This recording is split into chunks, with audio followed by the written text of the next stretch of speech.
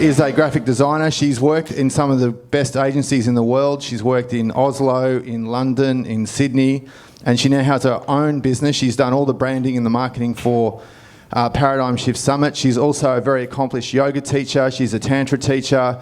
She runs women's retreats, and she's actually very spiritually gifted. And now we're going to discuss the topic of topics in some ways that has been a big focus for many people the last 3 years. I can't even remember what that is, Nina. What's the topic? Well, I guess we're going to talk about why some people get it and others don't. That's exactly right. That's exactly right. Thank you. So, let's rewind briefly. When the whole pandemic began in 2020, you had the realisation that this was going to be something big. So tell me what happened then for you?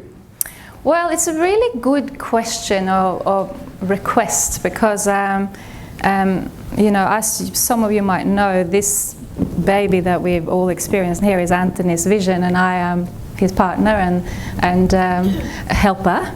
And I am probably like one of these skeptical people. So although I've always been in the spiritual world, I'm definitely not a channeler. Like I'm probably too skeptical. I have a very strong intuition and so forth. But you know, I've more been in the world of classical spirituality. So no, it's kind of quite tangible in many ways. However, when this whole thing started to happen, I just knew, like probably many of others in this room, I just knew that something big was happening. And although there wasn't like verbalized the voice within myself, there was this inner knowing that says, this is the big one, this is what we've been waiting for. And I was talking to friends and they said, oh, don't worry, it's not going to take that long, and they can't keep going. And I just knew that it's going to be like the world before and the world after, and we're not going back. However much we would love to go back to that place that was so much more filled with innocence and a sense of comfort, we're not going there again, because the world's changed and we have changed. So that's probably what happened to me, and I went from being, I'm quite a soft, gentle sort of person. Doesn't mean I can't have my little words with this one from time to time, but I am quite a soft and gentle person, and certainly in the public eye, you know, social media, I don't like to cause a stir, but something happened overnight. And I just felt like this was too full on to hide. This was too important not to speak up. And it was like all of that sort of inner warrior queen came out of me, and I turned into like the keyboard warrior. I would just randomly, like the mad person in the street, talk to people on the beach. I was just desperate for people to try to understand and see what I could see, which obviously, as you know, was pretty futile, but still it's very, very, very important. And so the question, why do some people get it and some people don't? And that's a question I'm supremely confident everybody in this room has asked repeatedly in the last few years. Am I right? Can I see a show of hands? Okay. We have had hours and hours of conversation about what we're going to talk about now. We're probably going to make this into a series that we'll put on the internet that will go for literally hours, but we are going to summarize it and condense it so you can understand the principles of what we're going to talk about. We've listened to the explanations from sociologists, from psychologists, from big influencers, from all sorts of people who are like well-known names, all kinds of people, and basically our understanding from an esoteric, metaphysical principle still stands right now, and we think that what we're going to explain to you now is the absolute core and the absolute answer to this question. And before we go any further, we don't want to express it in a way with judgment or superiority. Because if we come from that place, we're failing our own spiritual test, which is another massive topic right there. But to understand the principles what we're going to talk about, we can only really use principles of compassion to understand where some people are at in terms of their spiritual evolution from soul to soul, from transmigration of the human body, from psychology, the way that they connect to the universe, the way the universe connects to them, their framework of their belief systems, their worldview, their understanding of reality itself is limited. And ours is limited too. But this question, how has this been such an incredible litmus test of consciousness in the last few years, where people have been shocked at so-called spiritual people, influencers and so on, that have not understood the implications of what's occurring, and yet so many people, regardless of education, socioeconomic status, background, nationality, age, whatever, at the same time do. So what is the difference? Because this litmus test has been quite profound, and it is something that can't be faked, can't be bypassed, you can't be avoided. We are now in a stage of compressed evolution. So what are your thoughts on that, Nina? Well, I think that in order to understand it, we have to take a step back. And it's always really interesting at the paradigm shift, because there always seems that we don't really know what all the speakers are going to talk about, by the way, even if people are invited to speak. We just know in big pictures. But there always seems to be a theme that actually comes through in probably 80% of the speakers, which is really interesting. So it's going to be about evolution. So in order to understand this thing, is like, why is it that some people can see and others can't? We kind of have to accept that our purpose here on this earth is a school of evolution. That every one of us, we basically, every day you wake up in the morning, there's actually not like you have any days off. Every moment on this time on the planet is a school of evolution. It's a school of evolution of consciousness. And that's exactly what's going to explain why it is that some people can see and others can't. Now, when we talk about a school of evolution, if you have children, you think some children are, you know, I've just started school, and some are maybe graduating and they're already teenagers going to university. You can't really say that your kids at university are much better than the little kids. They're beautiful in their own way. They're just on different stages of the journey, and that's what this is going to be as well as about as well. Because the way that we look at the universe from a spiritual metaphysical point of view is that the universe is energy. We are energy. And energy is the same as consciousness. In fact, energy is consciousness. So the different vibrations of energy is synonymous with different forms of consciousness. It's as simple as that. So everyone in this room, this entire universe, is made of energy and consciousness. So maybe you can explain that a little bit more, Anthony. I think you can continue. Okay. So the metaphysical diagram of the universe that's very often used in the metaphysical traditions of India. So this is the universe. The universe is drawn as an egg shape because the egg is the seed. And within this universe there are different levels of vibration. So these lines are synonymous with kind of different frequency of vibrations, like a musical scale, basically. So when some people refer to this phrase spiritual war, which you're hearing a lot, it could be more technically defined as frequency war. A difference of frequency and your ability to connect personally to that frequency. Not through information or knowledge, but direct embodiment of frequency in your own personal consciousness. So the way that it happens is that we are actually reflected onto this diagram where the frequency of consciousness are fairly low, and then they get higher and higher. So it could be all the way from a rock to that cosmic consciousness on the top of this diagram.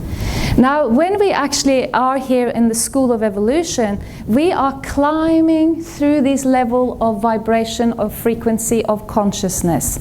So we are actually raising our energy through these levels. When we are far down in this couple of, let's say, the first two levels, it's a bit like you're at the bottom of the mountain.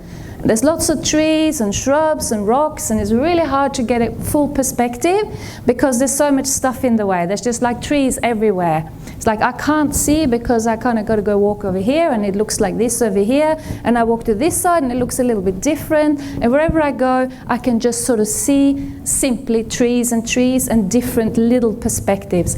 But the further up you climb the mountain, the greater your perspective. There's clearer view, and in the same way as we raise our frequency of consciousness, we get a wider and wider and wider perspective of reality. So that explains an awful lot about what actually happened, and we're going to go into that even a little bit deeper. Because the reality is that the majority of the people on this planet, maybe as much as 70–80%, they live with their primary state of consciousness in these two first levels of frequency or vibration.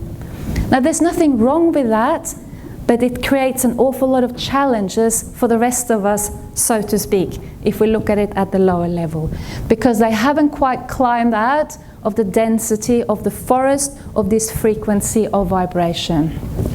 And so this is in terms of the chakra system, which we're going to explain to you this now, because each chakra has a frequency, and these frequencies will determine your experience of reality, your thoughts, your emotions, your fundamental state of consciousness.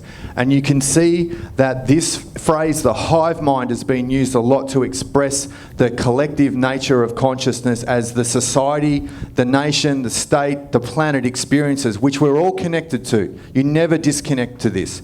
Now, the hive mind is not necessarily a bad thing if the collective is at a very high state of consciousness, because you're all on the same page at a higher frequency. The issue is that the hive mind, without this wisdom, without this embodied experience, is able to be manipulated, and it is basically the collective belief systems that serve us all, like mass things that people watch, like the Olympics or, you know, the World Cup in soccer, these sorts of things where the hive mind, national elections, it oscillates and the collective will express itself in different ways. Now, the issue that we have here in this reality is that we have the master manipulators of the hive mind. And this way that the master manipulators can actually influence the hive mind and inject belief systems, inject forms of behavior into the hive mind can be extremely detrimental. In some elements it can be fatal, because these belief systems can basically be extremely destructive, and the hive mind does not perceive that evil or that is bad, because the hive mind thrives on being connected. So I'm just going to quickly go back. So if you didn't count, you can see here that there is sort of 7 primary levels, and they obviously are reflecting the 7 chakras. I guess you all kind of probably got that. So the second chakra is called Svadhisthana chakra. So just let's look at some of the features or the distinct aspects of this level of consciousness. It is our instincts. It is the collective subconscious mind, which Anthony just talked about. What is the issue with the collective subconscious mind? Well, for this level of consciousness, if we can imagine that every one of us, we have an individual mind. Our mind is individual. I know that I am Nina, I'm a woman, I am holding a presentation. Of course, we all know those basic things. But when you have your primary consciousness and the second level of vibrations of the universe, this part of your mental or perception of reality is very small. It's very small. It's only a small part of your perception of reality. And it's connected to what everybody else believes, because your consciousness is connected to the hive mind. So your belief systems will not differentiate from the hive mind. Yeah, so the major part of your mind is actually in the collective subconscious mind. So if I can make like a big bubble of my perception of reality, when I'm in Svadhisthana chakra, only a little part of this is individually me. Which means that the master manipulators, they know this, because this collective subconscious mind, where is it? It's kind of like a thought bubble that travels across a certain frequency of vibration across this planet. All they need to do is implement a certain perception of reality, certain ideas collectively into this mind by repetition. If you can add a couple of other wonderful ingredients, as I fear, that triggers the instincts and so forth, it just ripples across the planet. And it just becomes their belief system. So fear is the tool that's been used to keep everybody safe. Fear is the tool, it's the method. And this Svadhisthana chakra, it's the sacral chakra, it's the second chakra. So for example, socialism is on Svadhisthana chakra. Okay? It's the collective, when the collective needs are more important than the individual needs. So did anybody have the experience where they went to talk to someone and they had this idea of, you know, they're watching the news and they're really frightened, and then you kind of came with some facts and then their eyes just glazed across? So why is that? And that it's exactly explained by this fact that their individual mind is so small. Their major perception of reality comes from the collective subconscious mind. So it doesn't matter what you say, before the collective subconscious mind changes its frequency, they cannot see. So it's like, yeah, I can hear that. And they just sort of glaze off, family members, whatever, and you're kind of so frustrated, you want to shake them and say hello.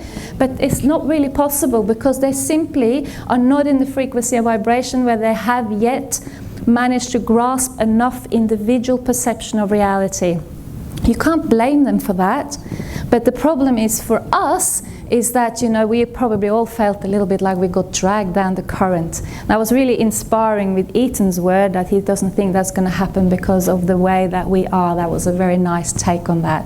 But this is the major challenge of the Svadhisthana chakra, is that it is the collective subconscious mind, it's the herd mind, is the reason why, you know, when you look at the school of fish, they all turn at the same time.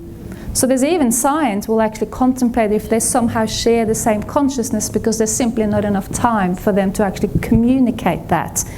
So, and as Nina said, how is the hive mind impregnated with thought forms, with belief systems?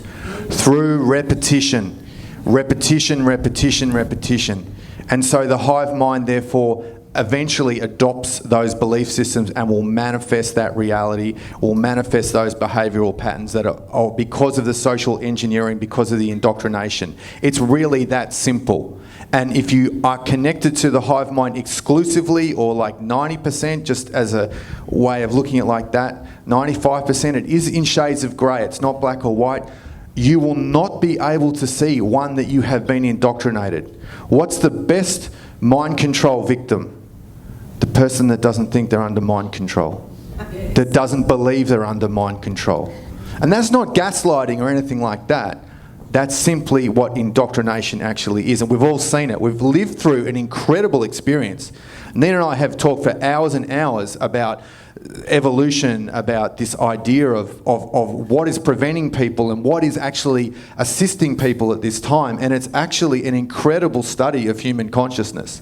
Now another thing which is, because this is the hive mind, the people that functions really well on this level are the people that often functions really well in our society, because they do really well at school. Because what is the school? It's an institution with rules, and I'm just a part. I can follow these rules. It's very safe. It's got boundaries. Then I go into university. I can learn more. The teacher wants me to write essays in this way, and I do that, and I do really well. So I function really well in this institution. And then I go on to work in maybe government, in the police force, in other institutions, which has wonderful, safe, hierarchic structures, where I can simply be a part of this hive.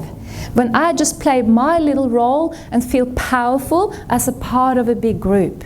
Which is why it's been so interesting, because we have just sort of seen all these amazing sort of governmental structures and so on becomes a power force.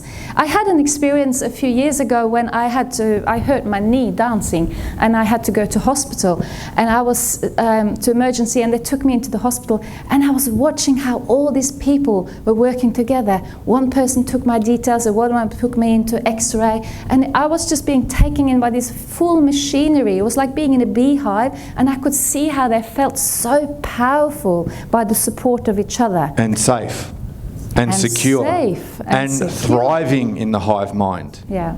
Because some people enjoy the safety and the security, and that is the power of the hive mind. It's like a tractor beam for consciousness for people who are needing to be accepted by others, recognised by others, and playing this kind of role-playing of being part of the hive mind. Particularly people who are working in institutions of any kind. NGOs, governments, corporations, the people that are very successful in those types of organisations are, regardless of income, regardless of education, regardless of socio-political status, are connected to the hive mind very, not absolutely, but very deeply in their consciousness. And that's why it's really important to understand, because it can be confusing, because people can be very intelligent. Right? So you can be a lawyer and a doctor and you have such amazing intelligence, but yet you don't have the wisdom that comes from automatically as a form of intuition through raising your frequency or vibration. And that's why this was such a interesting time, how things were just so revealing, wasn't it? It was like if there was anything ever the universe wanted to do to just kind of pull off the covers of everybody and sort of see what's underneath, this was the time that that's happened. I don't know if anyone's familiar with this piece of art from the 90s. I'm an art lover. Has anyone seen this? Damien Hirst, Away from the Flock. Damien Hirst made this piece of art where he took a sheep and put it in as a solution where it can actually just stay.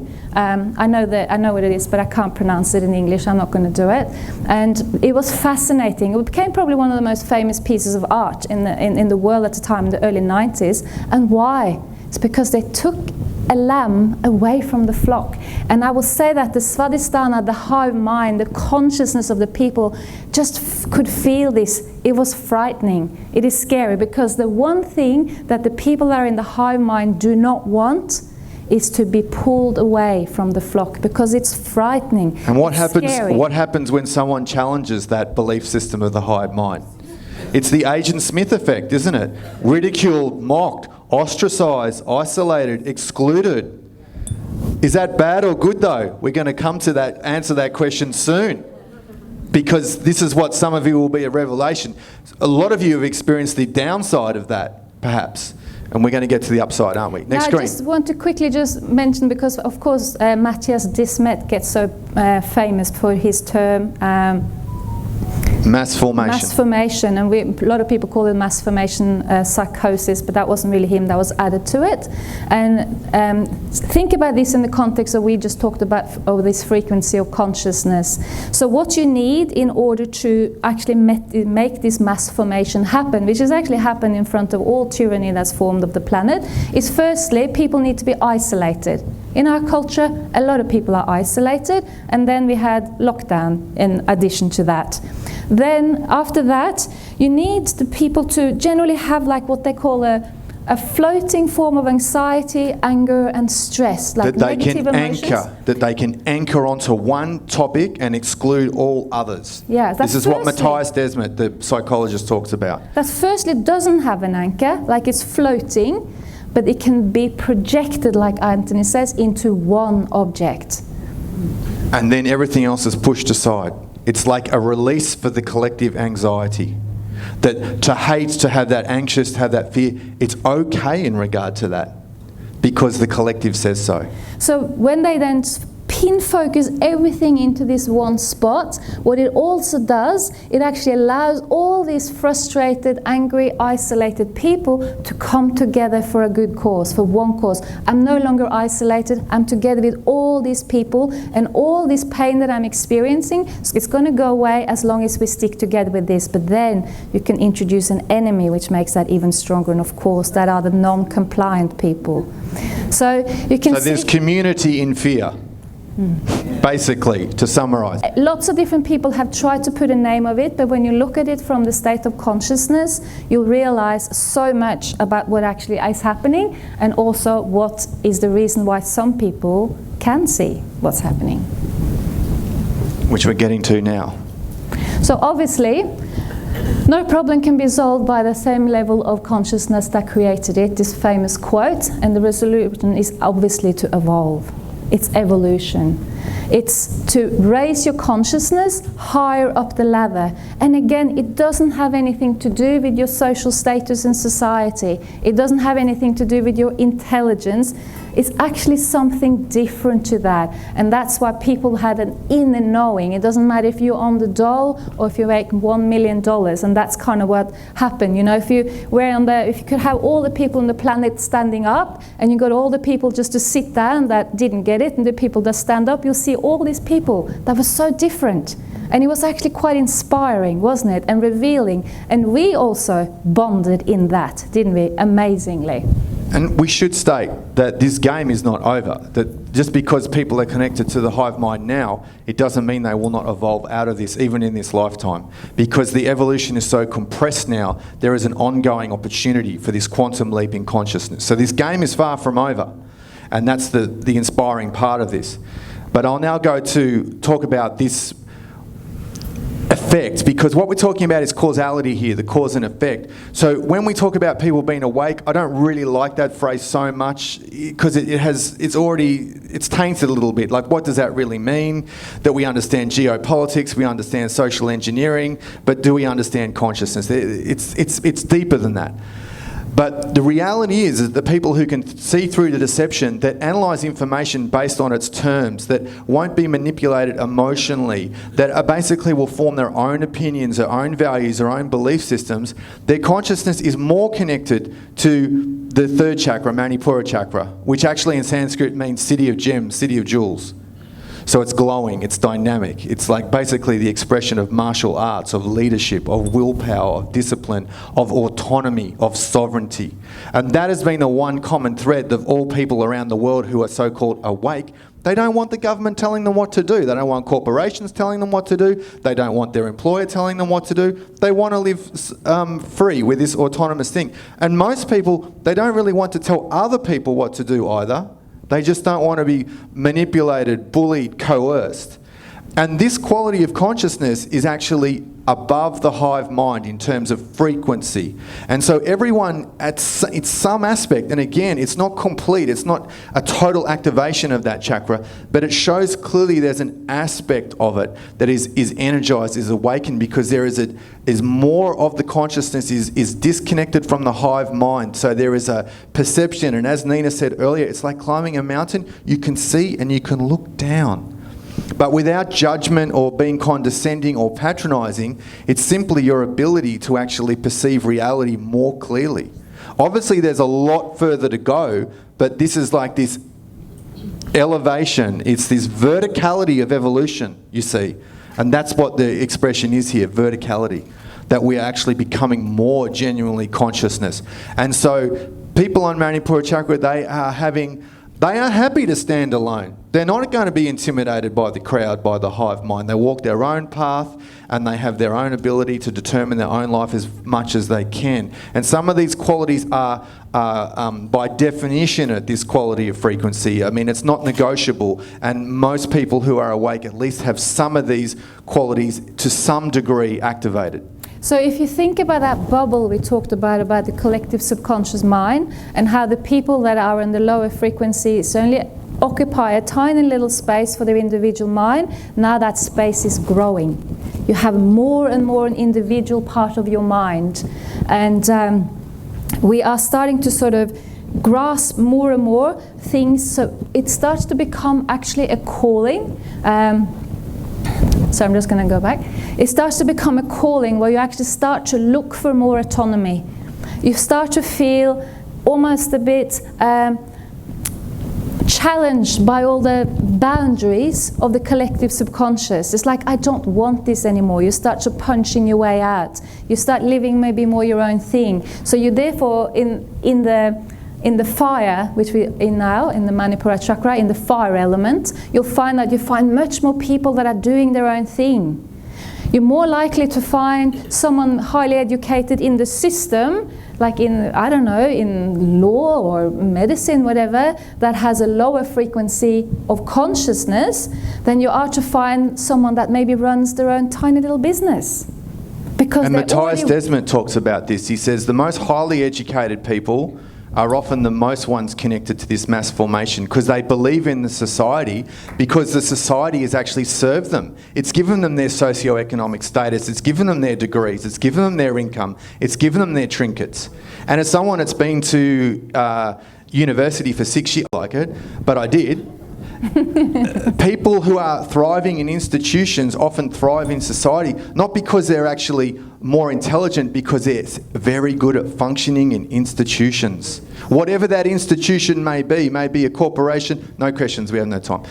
Corporation, as I said, NGO, government, it doesn't matter. They are amazing at functioning in institutions. And to summarise this, intelligence does not equal consciousness. So then when we think about, okay, so as it happened to be, you know, most people in this room are bonding in this fact that we see things a little bit differently, even if we also see things differently. So what is it that makes us grow? How can I go? What is it that makes us evolve?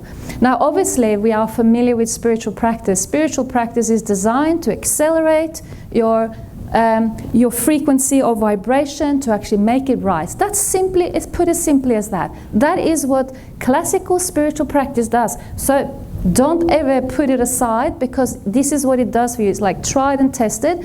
But another aspect, which I think is, if I had to pick a theme of this conference, is earth lessons. You know, sometimes we know things and sometimes they become revelations. And this is one of my revelations recently. It's like, well, you know, sometimes in spiritual communities we might think, oh, I'm just a little bit above the world. Like I'm doing evolution, but the world is here, but I'm sort of doing my frequency somewhere else, and it's all in my meditation. But no, most of your lessons comes from doing life. Life is our spiritual practice, because we're on the earth. So we're on planet Earth, and difficult roads leads to beautiful places. And this is simple as that. So if you were to give an analogy, you can say that if I really want to make my body strong and healthy, I go and lift weights, I run up and down stairs. So I can say that I'm making life hard for my body. It'd be much nicer just to get a big fat armchair and lean back, but my body wouldn't get strong and healthy, would it? So it's the same with our inner world. Our inner world grows by challenges. When life is a bit hard, it actually gets challenging. So it could actually be, when you look around and in our society, you might think, oh, the privileged good karma are the people that just have such cruisy lives. Maybe not. Maybe their souls are not quite ready for the big challenges. Maybe the people that actually struggle a lot are ready for the big challenges, and they get a lot of growth. At a soul level. On a soul level. So Earth Lessons is the catalyst for evolution. And at some stage, we start to question everything. Like you start to question when things are put in front of you, you simply don't take it for gullible anymore. I remember when some of these statistics came out, it was one morning and I was sort of opposing everything, and then someone told me how many people had died in France yesterday. And I was like, wow, how am I going to argue with that? I felt a bit timid, and I thought maybe I'm not telling people the right thing. And then I went and looked at the statistics of how many people die in France every day, and it was less than the average statistics. Yeah. But how many people do that? So at some stage, as our frequency changes, we just don't take everything for granted anymore. We want to know for ourselves. So the questions becomes a quest, a spiritual quest. You can tell that Anthony's prepared. He's just reading the screen. It's just reading the screen to know where we're up to. We'll talk about it in the car on the way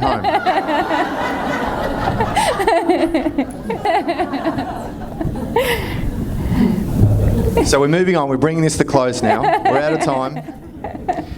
I guess what I just wanted to say to conclude is, when you step back and zoom out from what's happening on this planet in terms of food, education, the medical fraternity, the monetary system, the lifestyle, everything they create for us, 48 weeks work a year, 4 weeks holidays, Monday to Friday, 9 to 5, so the TV, everything, there's so many things.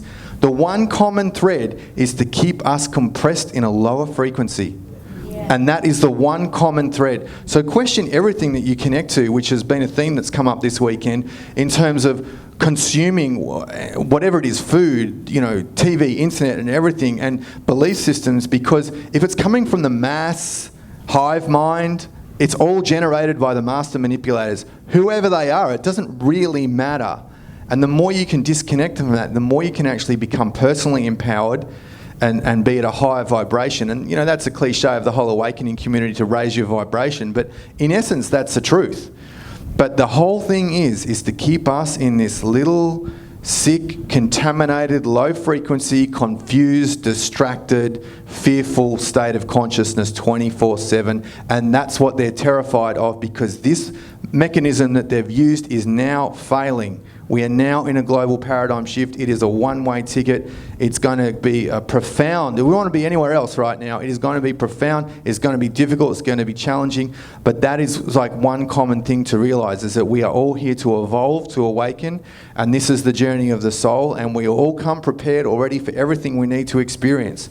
We just need to embody those soul lessons to move into this high state of consciousness and beyond Manipura chakra. Actually, we need to go much beyond that. But that is a summary basically of where we're at and where we need to go. And I'll just leave Nina with some brief closing words there to finish. We're running out of time. But I just wanted to say one thing which I think is really inspiring. If we think about spiritual principles, we talk about truth and freedom, maybe, you know, the truth of my existence, the freedom of consciousness, you know, the cosmic consciousness, all these deep, beautiful ideals. But these words also apply on the physical, in this world. So there's a truth in this world. It can be not always, it can be individual, but it's still a truth. There's like something about living your truth, speaking truth. And what I really believe, for those who have studied yoga and the yamas and yamas, etc., or even the 10 commandments, it's like some guidelines about the ultimate truth and how they can be manifested on the earth. And when we start to align the very earthly representation of those ideals, then it's like it pulls us into the spiritual evolution. It's like you become aligned. It's like your soul becomes aligned with the beautiful principles of evolution of consciousness. So although it's not very easy, it's not easy for anyone. But that's kind of, if we don't look for speaking our truth. Now I know it's not easy. We have to be clever, you know. We can't just always do whatever. But we have to try to embody these amazing ideals into this world. Because basically, if not, it's like you're not being true to your soul. It's like you are missing the biggest adventure of your life. Because if we're not speaking our truth, if we're not living in our truth out of fear, then we're choosing fear out of love. Because if we boiled every emotion down to its essence, there is only fear and love. So really, that will be the invitation to myself and to everybody, is to align like the beautiful spiritual principles and the highest ideal beyond this universe, and align them all the way into planet Earth. Oh, and the truth shall set you free.